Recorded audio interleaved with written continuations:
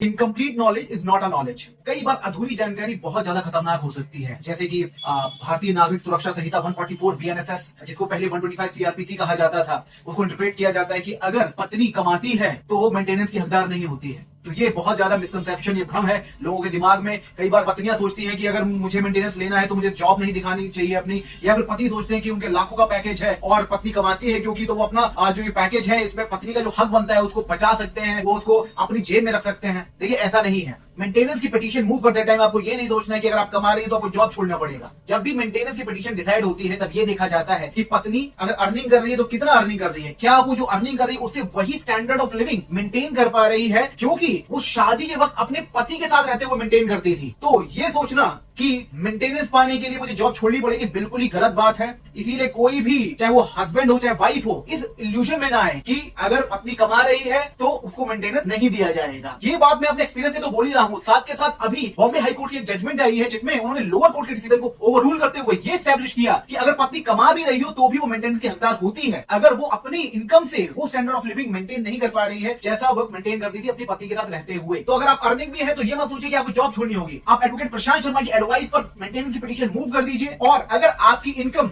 आपके पति से बहुत कम है और आपके पति बहुत अच्छा पैकेज लेते हैं और साथ के साथ आपको कुछ मेंटेनेंस नहीं दे रहे हैं तो उनको आपको मेंटेनेंस देना होगा। लेकिन याद रखिए, जो इसका मिसयूज किया जाता है, जहां पति की इनकम कुछ नहीं होती है और पत्नी की इनकम ज्यादा होती है, तो ये उल्टा भी पड़ सकता है। या फिर पति किसी तरह से फिजिकली इनकेपेबल हो गया है तो ये उल्टा भी पड़ सकता है। तो इन बातों का भी ध्यान रखिएगा और बड़ा सोच समझकर हर पहलू को ध्यान में रखते हुए इस पिटीशन को मूव कीजिए।